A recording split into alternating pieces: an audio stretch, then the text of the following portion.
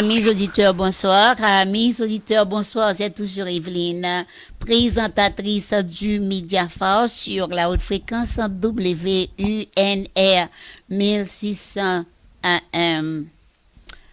Pour la première fois dans l'histoire moderne, nous assistons à une bataille mondiale multipolaire que les États-Unis risquent de perdre, prévient le politologue américain Parag Khanna dans son livre Le Second World. Nous assistons aujourd'hui à un événement sans précédent dans le monde unipolaire, et un nouvel ordre mondial apparaît. Le sommet des BRICS laissant beaucoup dans la consternation. Qui l'aurait cru? Qui l'aurait dit pour certains? Mais bien d'entre nous le voyaient venir. Il y a un curieux paradoxe dans les relations que les États-Unis entretiennent avec le reste de la planète. L'Amérique a contribué plus que tout autre pays à faire du monde un endroit meilleur. L'Asie en a profité. Assujettie quand l'Europe dominait le monde, elle a été libérée lorsque les États-Unis ont pris les rênes après la Seconde Guerre mondiale. L'ordre mondial qui en a résulté, fondé des règles d'inspiration américaine, a permis aux économies asiatiques de prospérer. Les universités américaines ont formé des centaines de milliers de décideurs asiatiques qui à leur tour utilisent les bonnes pratiques américaines pour transformer leur société. Fort de ce passé, les États-Unis devraient jouir d'un soutien sans faille dans le monde. Or, la réputation du pays est aujourd'hui au plus bas. Les élites asiatiques comptent d'ailleurs parmi ses plus grands détracteurs et sont sidérés par l'incompétence de Washington. Mais le problème est plus grave. Le monde a changé. Le continent noir, l'Afrique, l'alma mater est en ébullition pour retrouver sa place perdue dans ce grand continuum. Cela montre à quel point les gouvernants américains sont aveugles par leur suffisance. Après avoir transformé, les Américains devraient aujourd'hui se demander s'ils ne devraient pas eux aussi s'adapter et comment. Et la pensée américaine ne donne pas le moindre signe de renouveau sur ces défis mondiaux. L'universitaire indien Patirab Banumea a un jour déclaré que l'Inde était une société ouverte à l'esprit fermé, alors que la Chine était une société fermée à l'esprit ouvert. Et la pensée américaine ne donne pas le moindre signe de renouveau sur ces défis mondiaux. Face à ce renouveau, quel rôle les États-Unis peuvent-ils jouer? Les universités américaines continuent de produire des élites asiatiques et des élites africaines dynamiques. Et les entreprises américaines profitent des nouvelles perspectives ouvertes en Asie. De fait, les États-Unis ne sont plus exceptionnels. Leur économie, comme celle des autres pays, doit répondre aux défis de la mondialisation.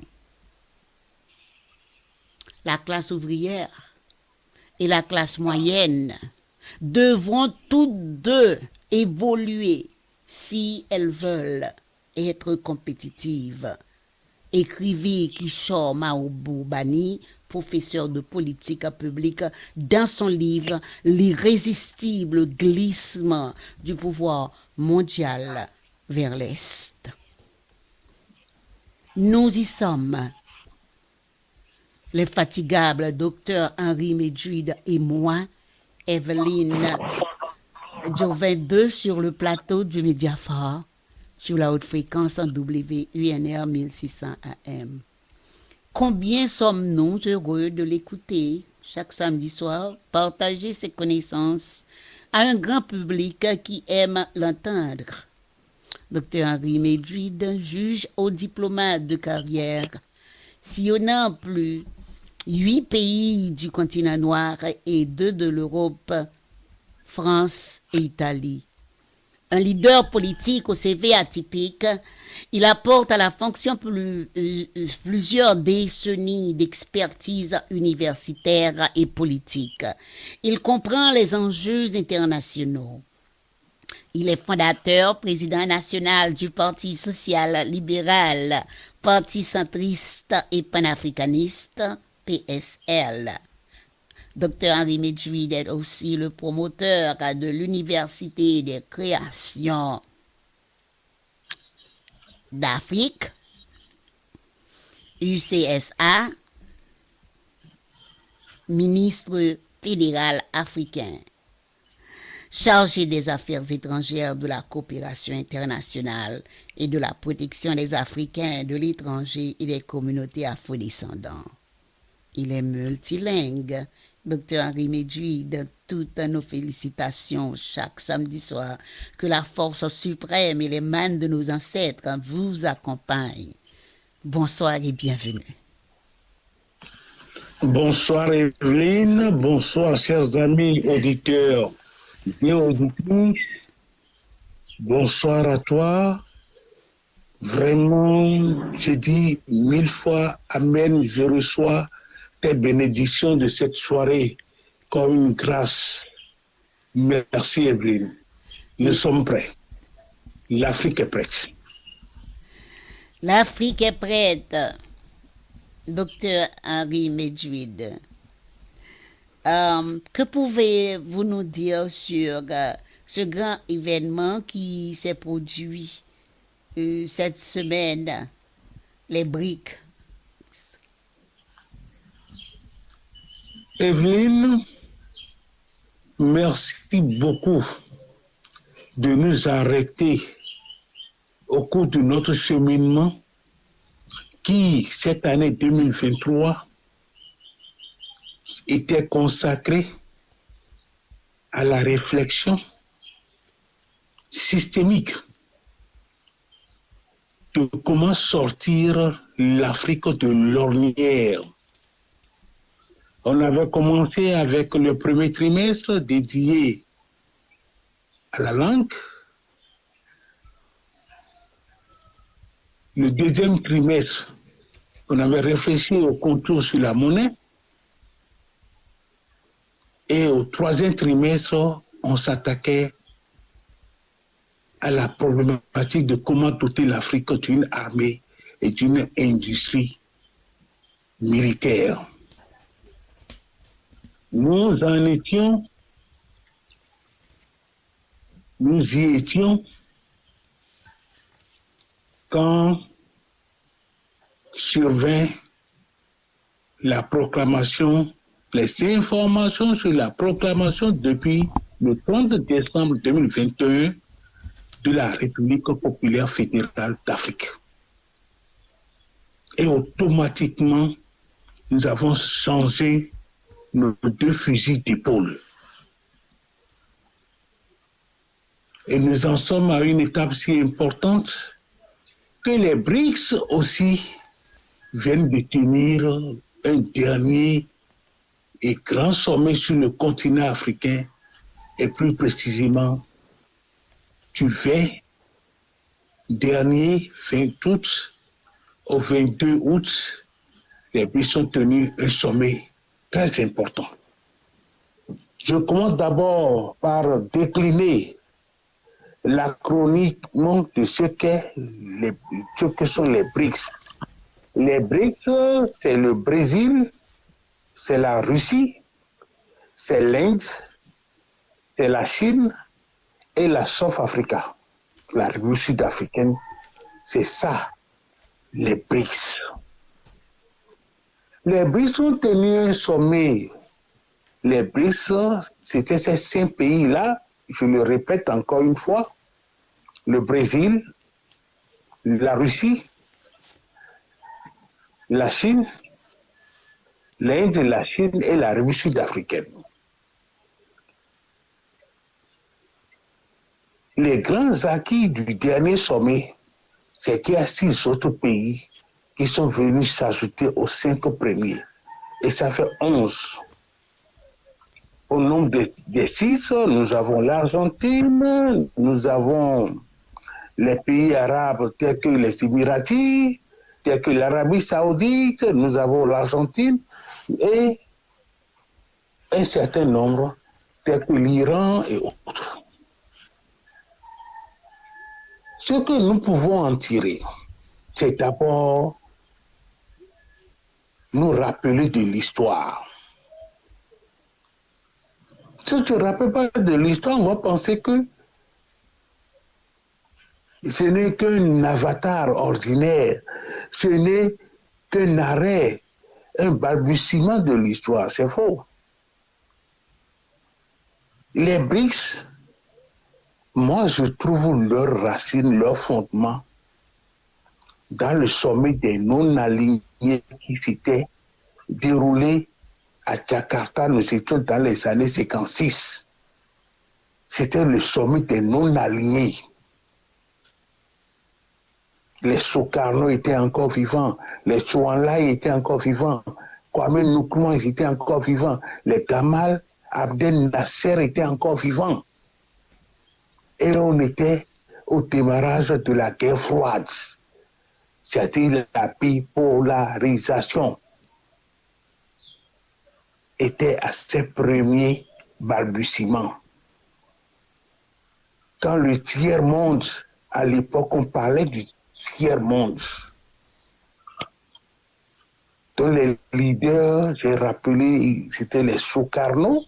Il était premier ministre de l'Indonésie. C'est lui qui avait accueilli le sommet des non-alignés. Nous étions en 1968. C'était le sommet de Bandung qui a marqué l'histoire et a précipité la décolonisation de l'Afrique. Tout ce qui s'est passé par la suite, que ce soit la décolonisation des pays africains francophones, qui a été actée en 1960, que ce soit l'indépendance des pays africains de langue anglaise, tels que le Ghana, le Nigeria. Le Ghana, déjà en 1957, avait acquis son indépendance, comme le Kenya et autres.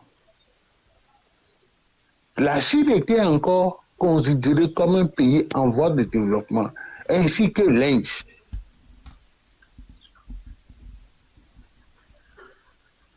Mais vous avez vu le cheminement? Depuis la conférence de Bandung jusqu'au sommet des BRICS, 20 et 22 août dernier sur le continent africain, ça a été terrible.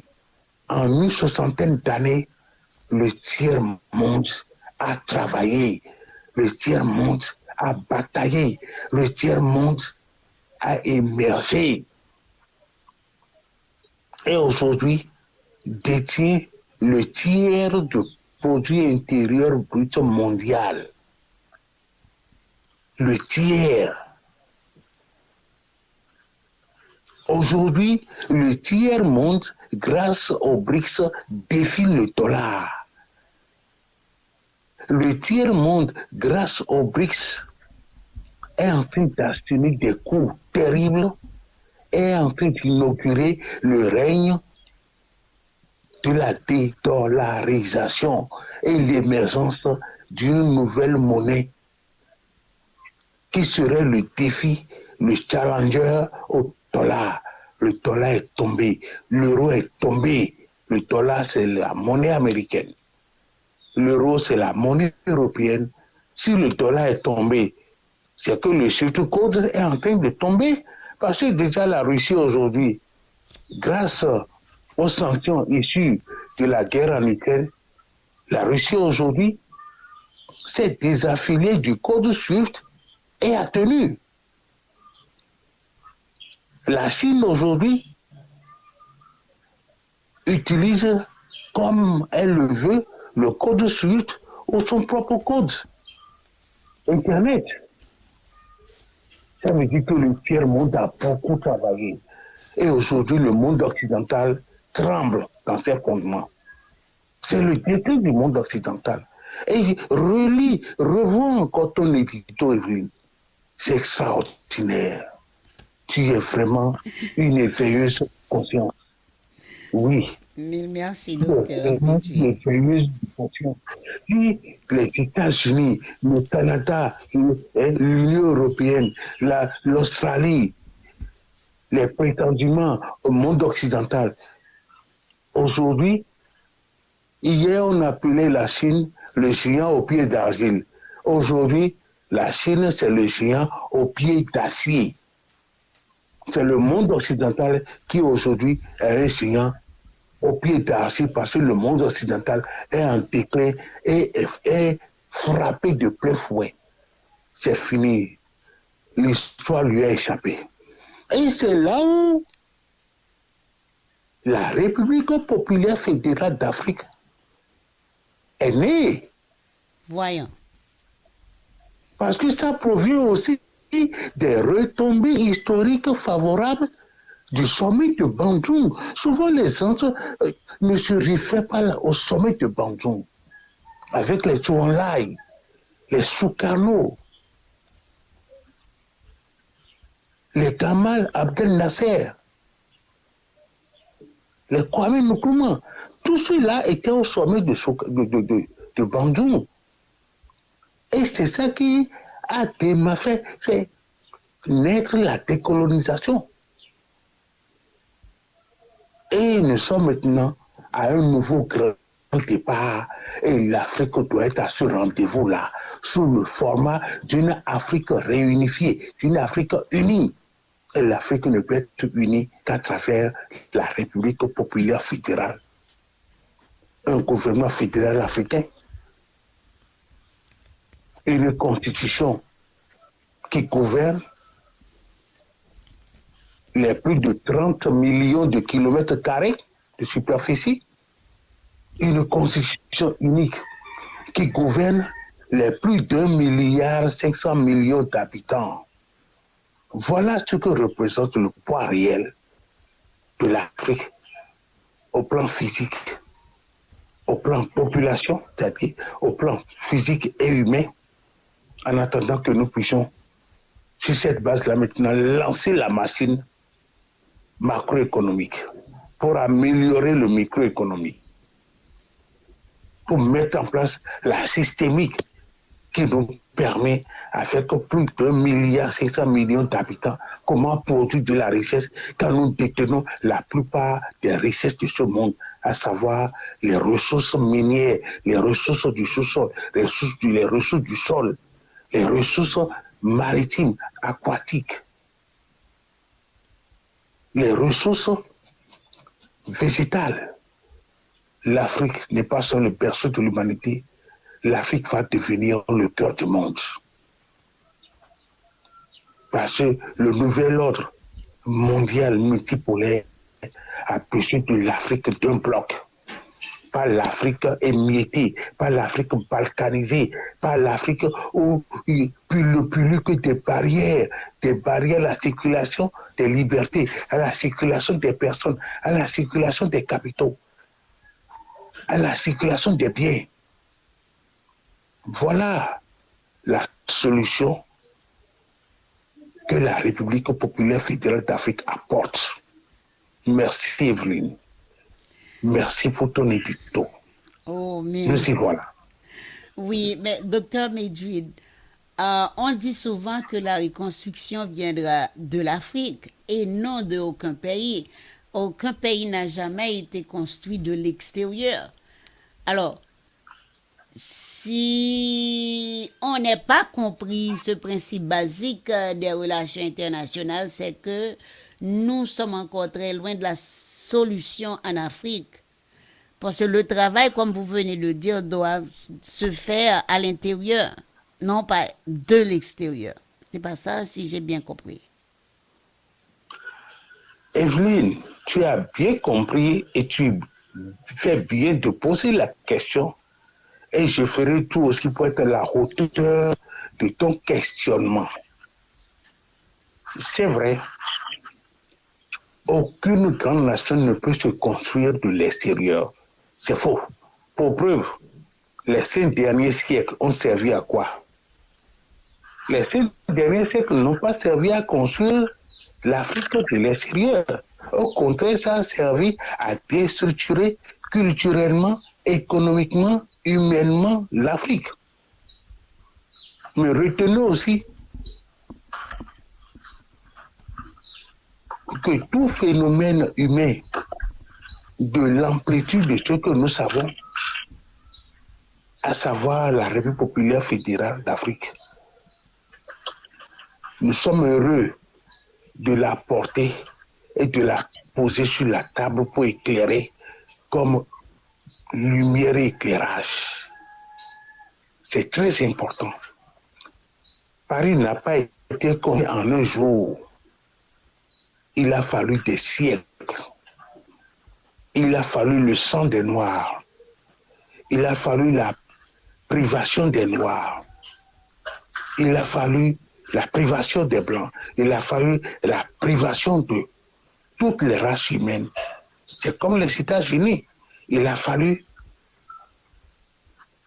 l'hécatombe des Indiens. Il a fallu l'esclavage des Noirs. Il a fallu l'immigration des Européens vers le Nouveau Monde pour que les États-Unis puissent être construits pièce après pièce, pièce par pièce. L'Afrique est en train de se relever de 5 siècles de domination étrangère, de 5 siècles d'exploitation terrible de l'homme par l'homme, de l'homme noir par l'homme blanc. Et nous sommes en train de trouver l'issue. Au bénéfice du doute, permettez que nous nous relevions. Aidez-nous à nous relever. Aidez-nous à nous remettre à la tâche. Nous aurons besoin du savoir-faire partout où il se trouverait.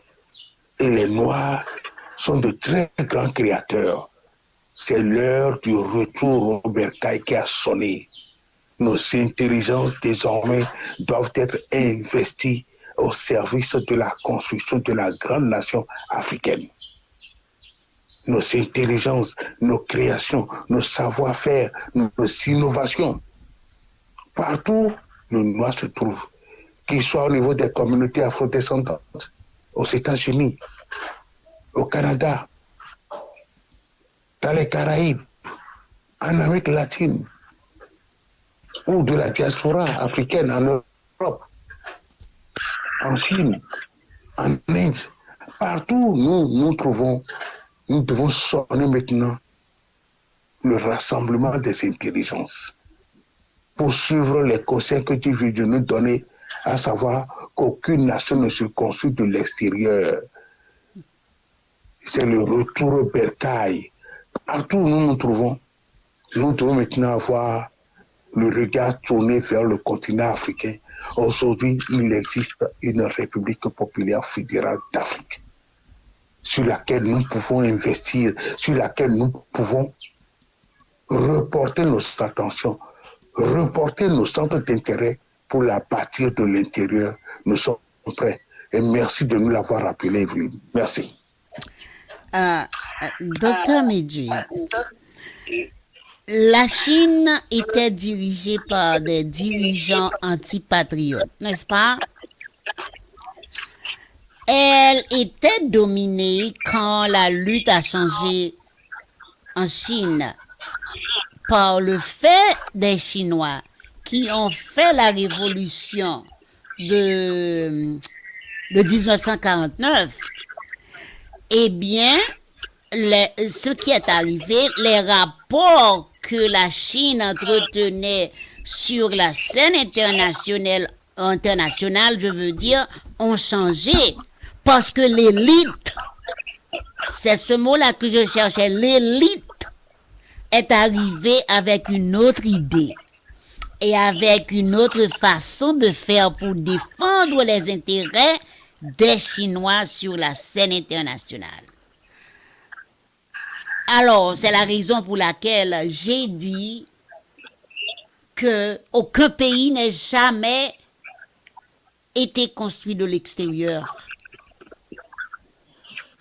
Et c'est pas le seul exemple, il y en a d'autres. Alors, revenons sur les pays sur le continent noir, notre continent. Quand nous pensons aux présidents qui sont là depuis 40 ans et ne font rien, alors comment allons-nous changer la donne? Merci beaucoup. Merci Evelyne. C'est le moment de rappeler que la République populaire fédérale d'Afrique dispose d'un gouvernement fédéral africain sous le leadership de son président fédéral, chef du gouvernement, commandant suprême en chef des armées. Je voudrais nommer avec respect et admiration son Excellence Monsieur Richard Mermoz Castor de Kamekholou. Parce que tu as eu tout à l'heure à évoquer la Chine, l'élite. Mais souvenons-nous de comment ça s'est fait. La Chine, c'est un référentiel important. Parce que la Chine était devenue une grande nation décadente qu'il fallait sauver. Car a commencé la longue marche de Mao Tse-tung et de ses compagnons. De cette marche, on peut retenir 3 grands noms, qui sont les pères du développement, les pères du prodige économique, culturel et sociétal chinois. La Chine était en décadence jusqu'au moment des derniers qui sont tombés grâce à la révolution conduite par les Mao Tse-tung, Zhou Enlai et Deng Xiaoping. Il faut toujours nous rappeler de ces 3-là. Mao a conduit la grande révolution culturelle. C'est ça qui a changé la face du monde. Zhou Enlai a conduit la grande révolution politique chinoise, la diplomatie chinoise. Zhou Enlai a été un mythe qui a commencé par se construire depuis la conférence de Bandung. Entre-temps, Deng Xiaoping était tombé en disgrâce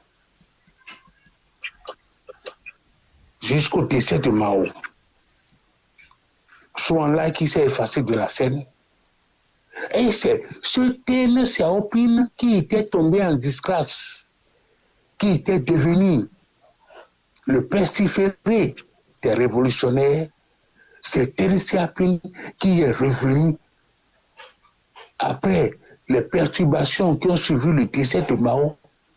C'est Deng Xiaoping qui est venu donner à la Chine un pays, une nation, mais 2 voies de développement, à savoir la voie capitaliste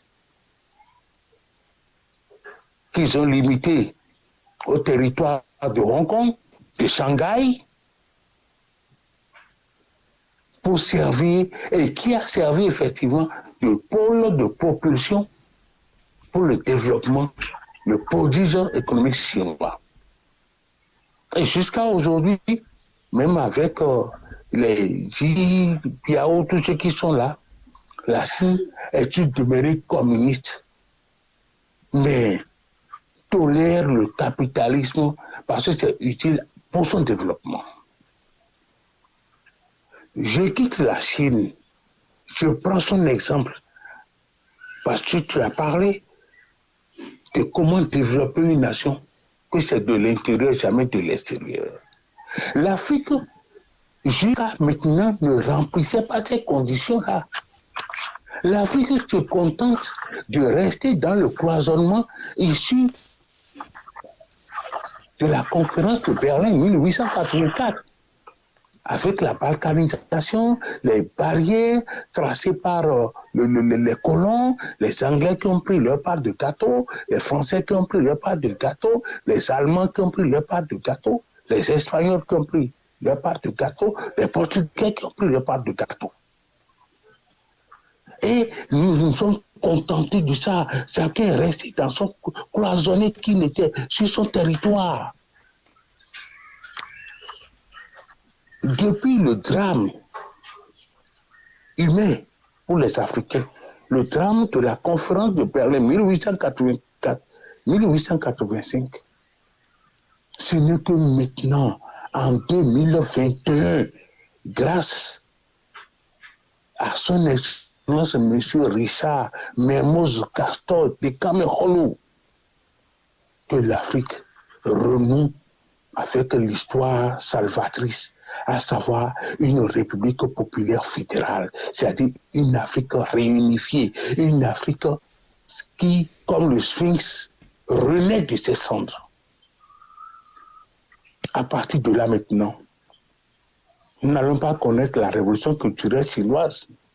Non, nous n'allons pas connaître le grand cheminement que l'Inde s'était imposé depuis le temps de Mahatma Gandhi. Tout ça aujourd'hui, ça fait des acquis de conscience pour chacun de nous.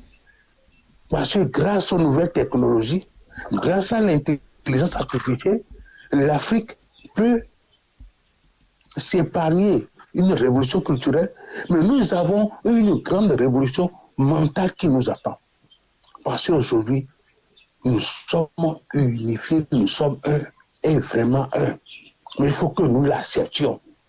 Il faut que nous puissions surmonter nos orgueils, nos égoïsmes nationaux. C'est terminé. Parce que divisés, nous serons broyés, nous serons écrasés comme des mousses et des fourmis. Et que les mains de nos ancêtres nous épargnent ça. Nous épargnons ça, nous devons nous retrouver tous et dans la discipline derrière une bannière qui défend les intérêts de nous tous, les intérêts de ces 6 pays sur le continent, plus les communautés afro-descendantes, plus la diaspora. Les choses ne peuvent plus jamais se passer comme auparavant. C'est maintenant que commence notre grande marche à nous. Parce que nous pouvons nous donner une conscience patriotique africaine. Nous pouvons nous doter d'une monnaie nationale panafricaine. Nous pouvons nous doter d'un système éducatif panafricain. Nous pouvons nous doter d'un système culturel panafricain. C'est fini. Nous sommes en train de surmonter la fatalité issue de la conférence de Berlin 1884-1885. C'est l'Afrique qui est en train de renaître de ses cendres. Et il faut que nous en prenions conscience, que les communautés afro-descendantes, que la diaspora, vous qui détenez des savoir-faire, vous qui détenez, vous qui avez été au front au même titre que les Blancs, et qui avez été dans les mêmes écoles, qui avaient acquis la science au même titre que il faut maintenant qu'il y ait l'effet retour. Nous devons revenir pour construire la République populaire fédérale qui est l'Afrique. Nous devons la construire de l'intérieur. Voilà ce que j'en tire comme prophétie. Voilà ce que j'en tire comme réalité, comme engagement populaire et continental. Voilà. Docteur Medjid, nous devons faire de tout ce que vous venez de dire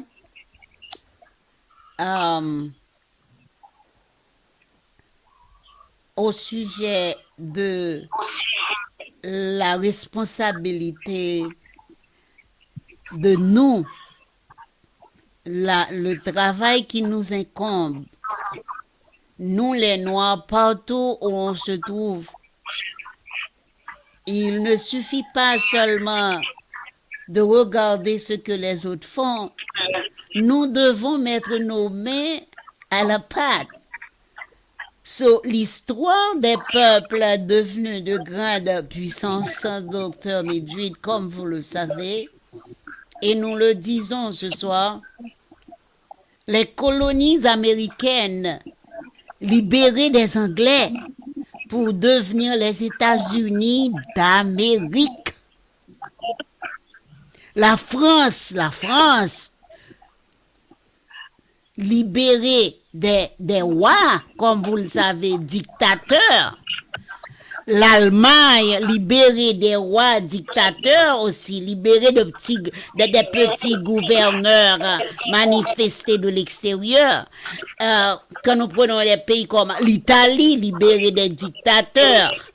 L'Allemagne, libérée de petits gouverneurs, comme je viens de dire, manipulés de l'extérieur.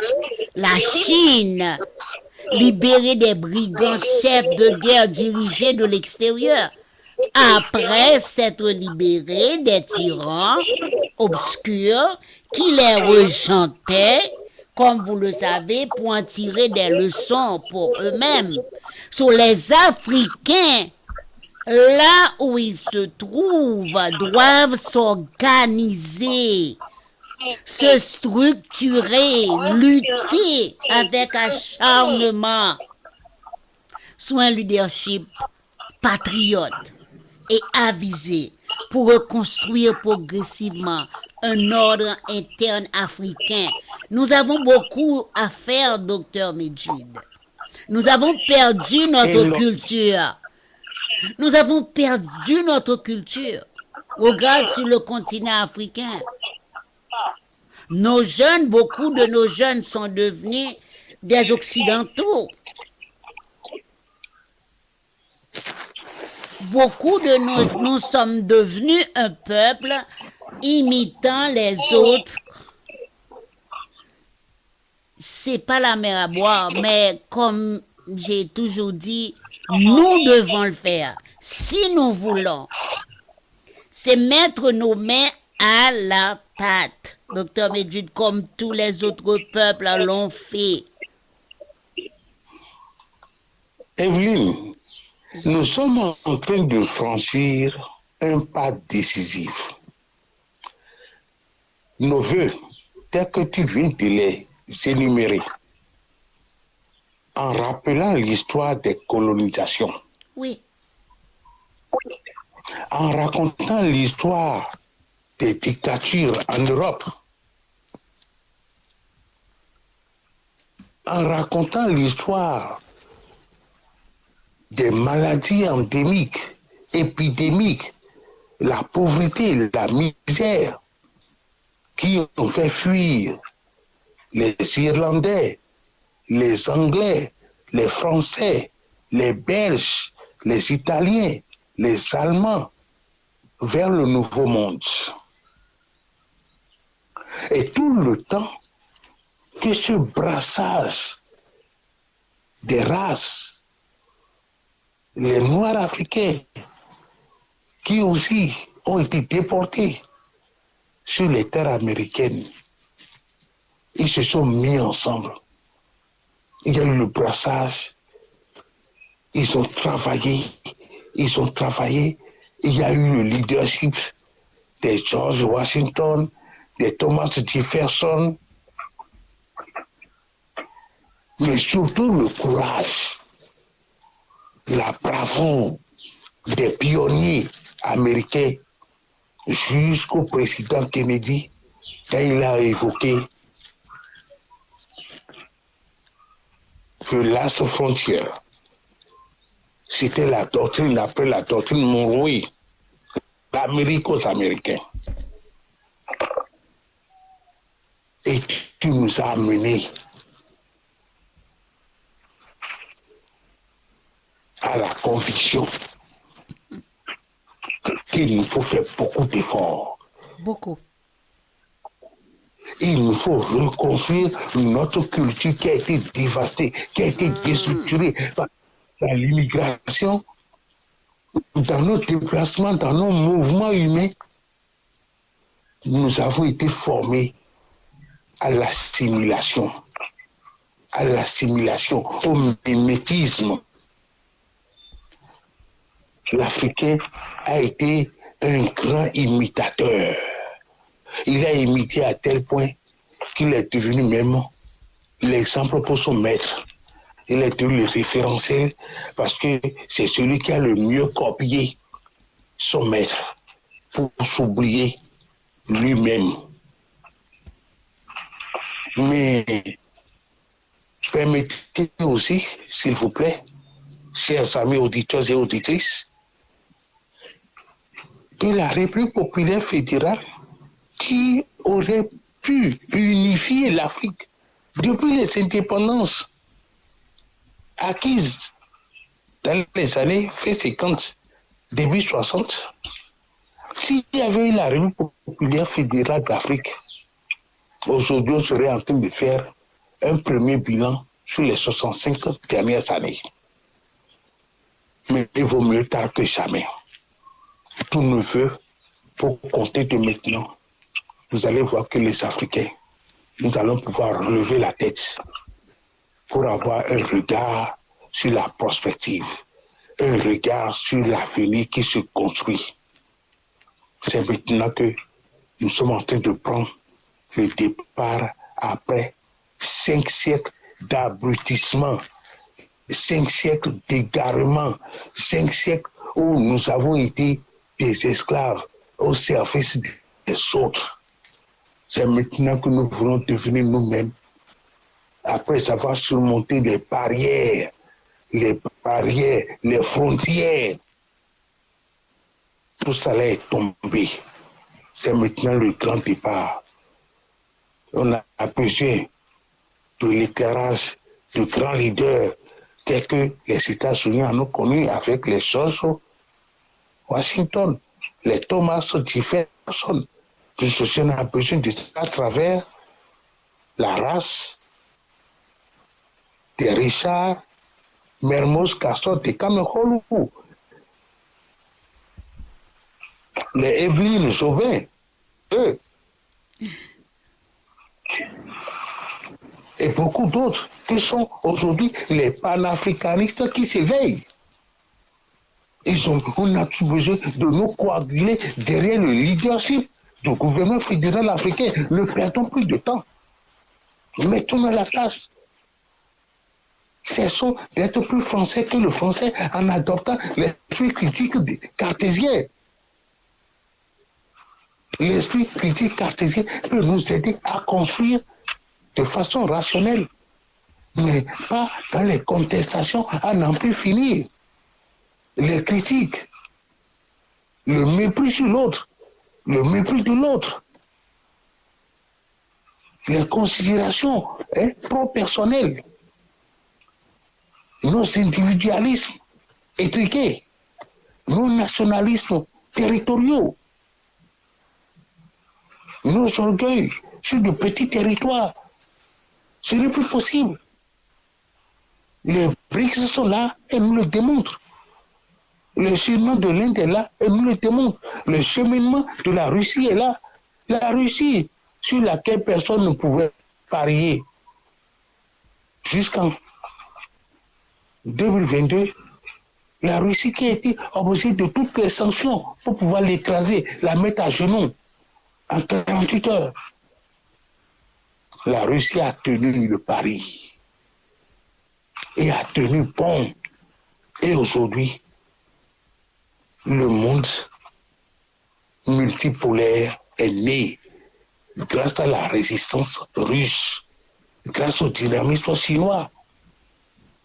Avant, on parlait pour réussir dans quelque chose, il fallait avoir le flair américain, il fallait avoir la potence française, il fallait avoir le dynamisme britannique.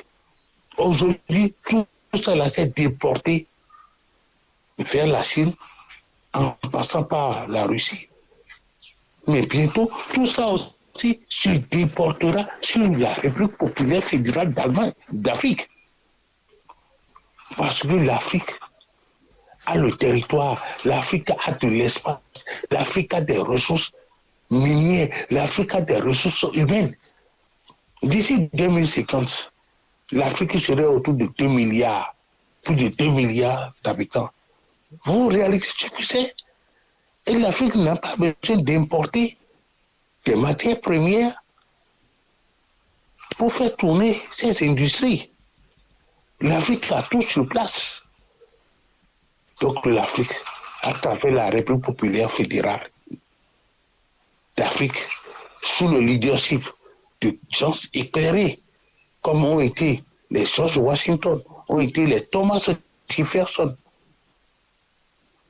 ont été de grands leaders britanniques. Nous devons prendre sur eux, copier sur eux ce qu'ils ont fait de meilleur, et non leur travers, et non leur vice, mais ce qu'ils avaient de bon. C'est très important pour l'Afrique. Heureusement pour nous, l'Afrique a de grands hommes et de grandes dames charismatiques, tels que toi. Et on ne trouvera pas. Il y en a beaucoup, On ne docteur.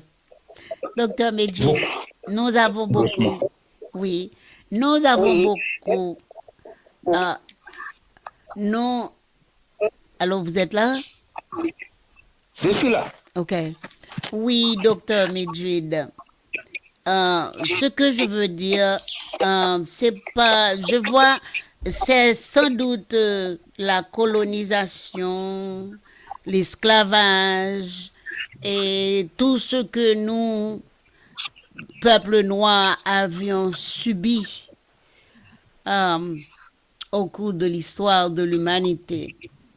Et jusqu'à présent, beaucoup d'entre nous s'accrochent à la remorque des autres qui nous dictent ce que nous devons être, quel Dieu nous devons adorer,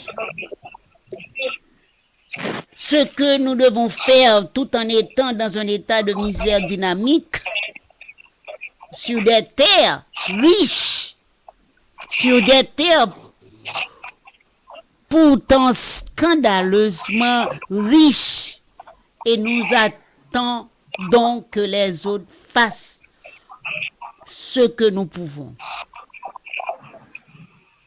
Alors, c'est là mon interrogation. Et il faut faire vite, docteur Medjid. Evelyne, tu as raison, tu as bel et bien raison. Mais à chaque génération, sa mission. À chaque génération, sa mission. Aujourd'hui, le dynamisme ambiant, la ferveur des peuples, c'est au service de la rupture avec l'histoire coloniale, avec l'histoire néocoloniale, les France-Afrique par ici, les Commonwealth par là, les organisations internationales de la francophonie par là.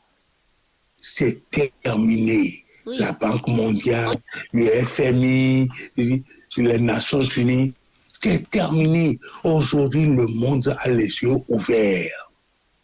Si les Kwame Nkrumah, les Patrice Lumumba, les Kadhafi, les Amilcar Cabral, tous ceux-là ont été tués, assassinés.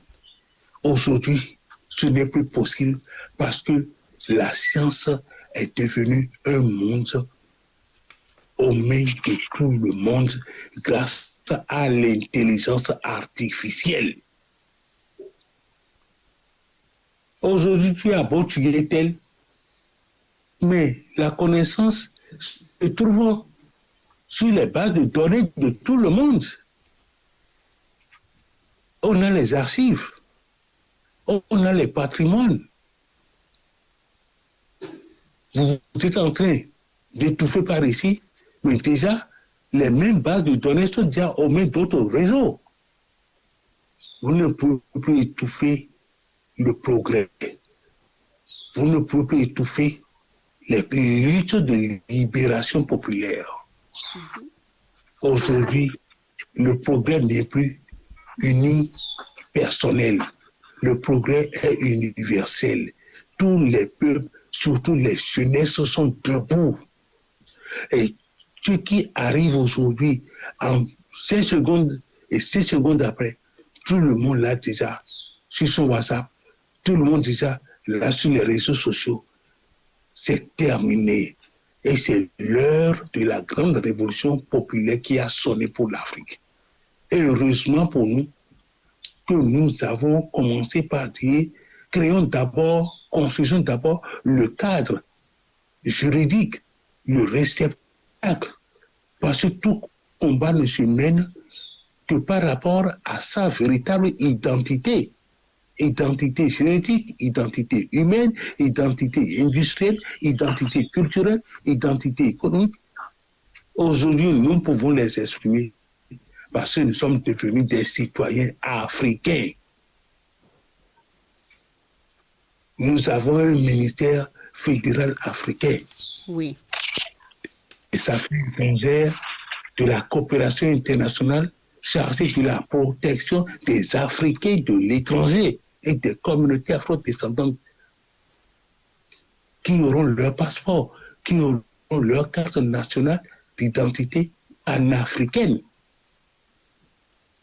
Oui, ça veut dire que vous êtes devenus des citoyens du monde parce que vous êtes d'abord identifiable comme étant un citoyen africain. Partout où vous vous trouvez, aujourd'hui, vous pouvez quitter les États-Unis, venir vous installer en République populaire fédérale d'Afrique. Vous êtes en Europe, vous pouvez maintenant revenir parce que les règles sont claires. Il y a une constitution qui renferme vos droits et qui renferme les obligations de l'État fédéral, mais nous sommes en train de prendre un départ prodigieux. Tout est là. Nous avons le territoire, nous avons les populations et nous avons le cadre juridique. Parce qu'il y a une constitution. J'invite tout le monde à se saisir de la constitution de la République populaire fédérale d'Afrique. Le contenu, ils en seront satisfaits. Parce que ça contient des engagements, ça contient des droits qui permettent aux citoyens africains d'espérer pour un monde nouveau et meilleur. Plus jamais les avatars qu'on a connus, plus jamais les problèmes de liberté, les problèmes d'épanouissement humain, c'est terminé. Pauvreté généralisée, pauvreté, maladie endémique, analphabétisme, c'est terminé. C'est terminé, c'est terminé. Parce que la République populaire fédérale d'Afrique est née avec une constitution qui spécifie les droits et obligations de chacun et de chaque haute institution fédérale. Tout est clair, donc ce n'est plus de l'aventure. Nous sommes dans du réel, nous sommes dans du concret. Mettons-nous alors la tâche. Voilà, Evelyne. C'est ça, c'est ça. C'est ce que nous venons de dire pendant près d'une heure de temps. C'est mettons-nous à la tâche et ne pas rester avec les bras croisés, regarde les autres faire ce que nous devons faire nous-mêmes. C'est participer dans des groupements, dans des organisations. C'est pas seulement sur les réseaux sociaux, oui, mais il faut qu'il y ait des actions aussi sur un docteur Madrid. Action veut Au dire, titre des comme vous le actions, savez, au des titre actions, des actions, participer dans les groupes, ne pas exactement. participer dans des activités pour changer le cours de l'histoire. Autrement dit, le train va nous quitter parce que jusqu'à présent, nous avons des dictateurs sur le continent. Ils sont là depuis 40 ans. Ils sont vieux et aussi malades. Et il y a une jeunesse, une jeunesse très éveillée. Et ces pays-là sont dirigés par des gens qui devraient prendre leur retraite et aussi servir de guide, aider les jeunes, non pas diriger une nation, des nations qu'ils ne peuvent même pas. Alors, il revient à la jeunesse de les détrôner. Voilà ce que je veux dire. Il faut qu'il Je y suis parfaitement il d'accord faut avec qu'il y toi ait et en des même temps, je actions. rappelle que Il faut qu'il y ait des je suis actions pour les détrôner. très bien, Sans quoi? Evelyne. Oui. Et ils sont déjà détrônés. Sais-tu Voyons. pourquoi et comment? Dit. Et ils sont déjà détrônés parce qu'ils sont les produits également d'un temps. Et ils sont les produits d'un temps. Parce qu'au moment où nos États accédaient à l'indépendance dans les années 50, début 60, le colonisateur avait mis en place un système qui lui permettait de mettre à la tête de nos États des sous-préfets à lui, des sous-préfets sous ses directives à lui. Et ces vieux dont nous parlons là, 40 ans de pouvoir, 57 ans de pouvoir de père en fils et autres là, rien que des traîtres à la tête de nos États, c'est terminé. C'est terminé. Mais ils sont toujours là, docteur Medjid. Ils sont toujours là. Ils vont partir. L'Africain est plus intelligent que ça. Ils savent que le glas a sonné. C'est parce que la République populaire fédérale n'existait pas. Maintenant qu'ils ont connaissance que l'Afrique est prête, maintenant qu'ils ont connaissance, ils ont des services de renseignement, ils ont des services d'analyse prospective.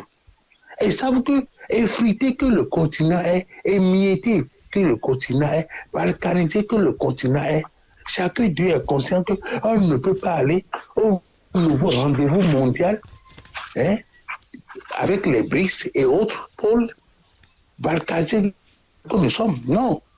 Leurs services techniques chargés de prospective sont tous d'accord que l'Afrique est unie ou l'Afrique disparaîtra. Si l'Afrique doit disparaître, les premiers qui vont disparaître, c'est eux qui sont au pouvoir, c'est eux qui sont visibles. Ils sont nombre de combien? Leur disparition, ça se fera automatiquement. Et déjà, l'histoire est en train de balayer ça. C'est comme les vagues de la mer qui s'écrasent sur le rivage. C'est terminé ça. C'est terminé ça. Et j'en profite parce que tu as parlé, il nous faut des actions. C'est pour ça que, si tu me le permets, la République populaire fédérale d'Afrique, à travers son gouvernement, le gouvernement fédéral africain, nous donnons rendez-vous à toute l'Afrique. Ça va être un rendez-vous monde-Afrique, Afrique-monde. Et c'est pour compter du 27 décembre jusqu'au 11 janvier prochain. Rendez-vous à Cotonou autour de la grande fête fédérale africaine de la solidarité. Ça va nous servir de melting pot. Ça va nous servir de rencontre universelle. Prenons sur nous. Parce qu'il faut que nous fassions ce commencement de début de brassage. Que nous puissions prendre part à une grande foire pan-mondiale organisée par des Noirs au profit de l'épanouissement, au profit de l'élévation économique des Noirs. Forum, il y aura le Forum fédéral africain des affaires, Oui. qui comporte une foire, exposition, vente, qui comporte un salon des innovations. Partout, les Noirs sont en train de créer ceci, sont en train de créer ça, sont en train d'innover. Ils doivent venir avec cette moisson-là, faire leur démonstration. Parce que l'Afrique doit savoir quelle est la visibilité. Nous aurons la grande nuit culturelle et artistique où nous donnons rendez-vous à tous les grands artistes noirs de par le monde, qu'ils viennent nous démontrer la force africaine, la force panafricaine, s'ils aiment vraiment l'Afrique. Nous aurons la grande nuit des Grafas Awards, nuit de nomination, nuit d'élévation. Nous aurons les grandes activités intellectuelles et scientifiques. Nous aurons un colloque international les 4 janvier, 5 et 6 janvier.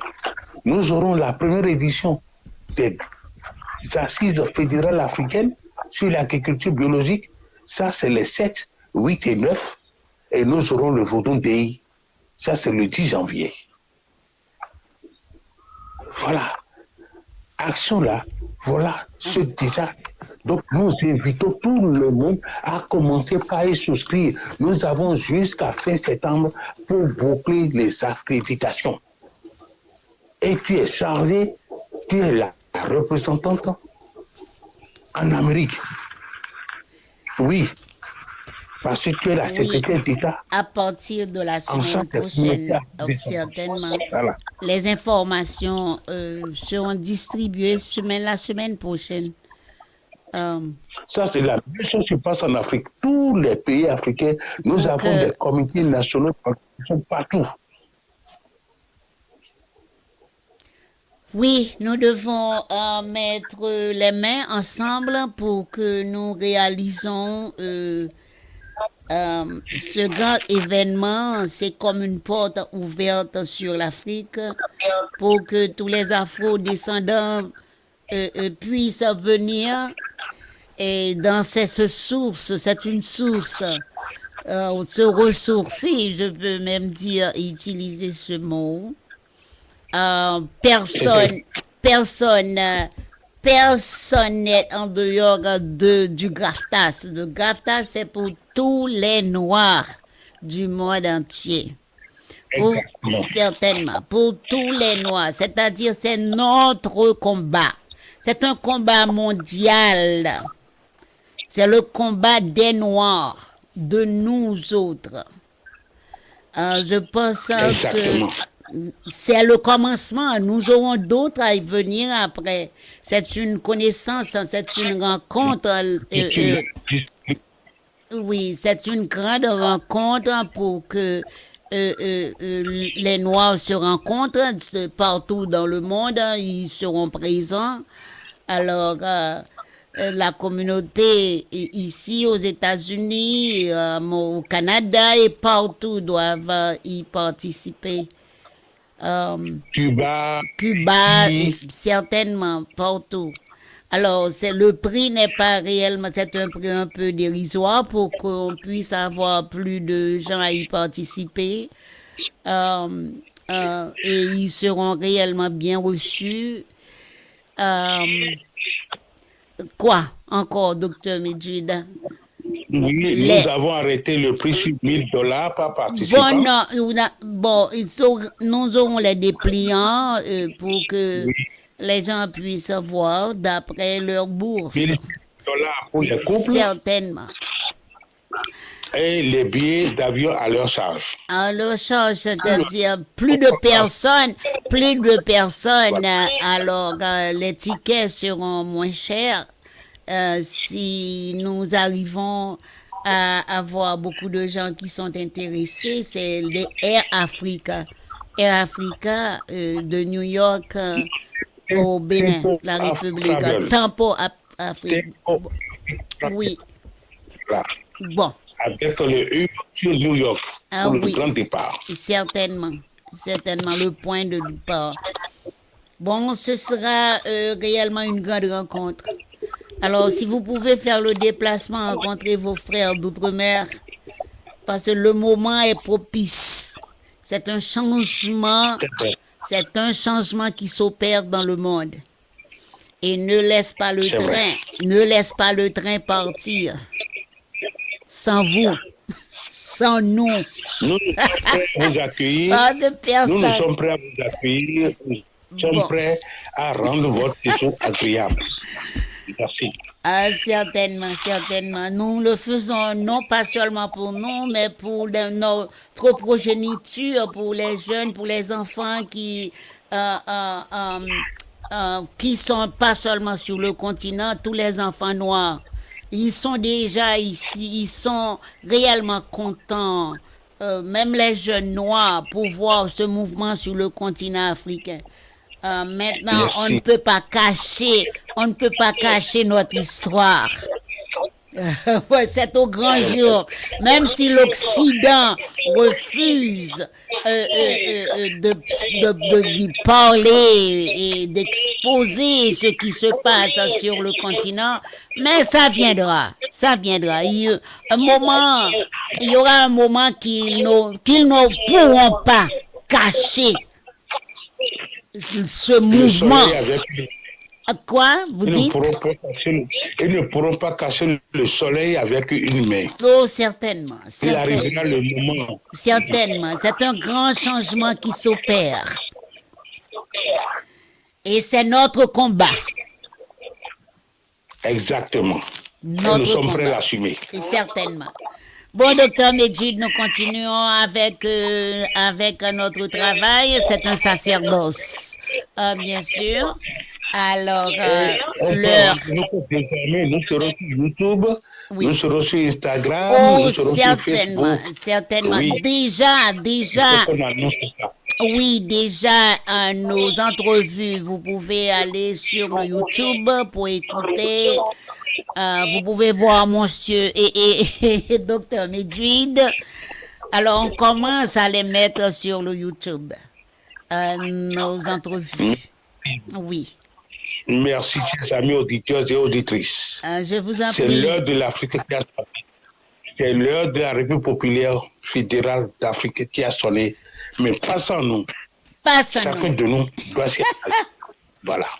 Merci. Voilà. Je vous en prie, docteur Medjid. Merci aux auditeurs.